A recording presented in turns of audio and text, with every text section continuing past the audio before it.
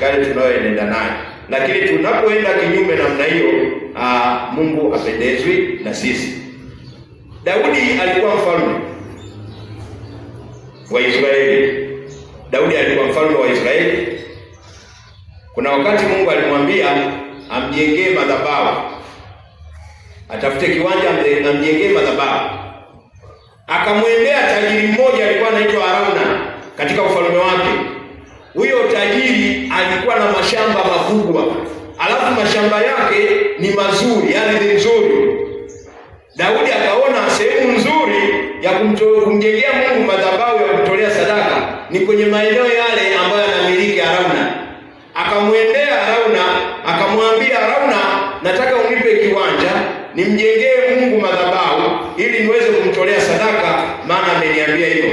Arauna akasema, wewe ni mfalme wangu, niambie nikupe ukubwa gani wa kiwanja unachokitaka. Sasa nataka uniuzie. Akasema, hapana, wewe ni mfalme, siwezi kukuuzia. Niambie nikupe kiwanja unachokihitaji, unataka ukubwa gani? Daudi akasema, hapana, nataka uniuzie.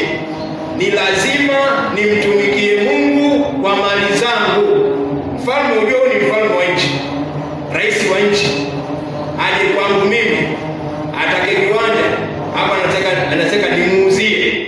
Ndio maana Arauna akasema, huyu ni mfalme anataka kiwanja kwangu, nimpe. Lakini Daudi akasema, hapana, nitakulipa pesa alafu nimtumikie Mungu kwa mali zangu. Bwana Yesu apendwe sana. Kwa njia mojawapo ya kumtumikia Mungu ni mali zako. Tukizungumza mali, watu wanajua ni utajiri. Sio utajiri. Mali ni kile ambacho unacho. Kile chochote unacho ndio mali yako. Tumia hicho kwa ajili ya ufalme wa Mungu. Utaona baraka za Mungu zinakujilia. Hautanunua mafuta, hautanunua udongo, hautanunua keki, hautanunua zabibu, hautanunua chupi ya upako, hautanunua pipi ya upako.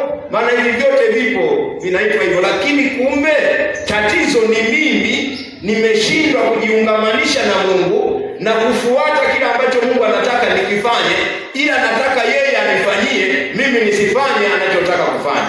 Hicho ndio kitu ambacho tunasumbuka kwa leo hii. Kwa Mungu anataka ufanye hivi, wewe hutaki, lakini unataka yeye akufanyie.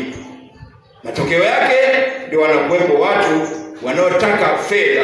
Wataipataje fedha? Wanadili na maisha ya watu, ndio wanakuambia kabisa, ukipata hiyo, ukitaka hiki nitakupa hiki, nitakupa hiki, nitakupa hiki.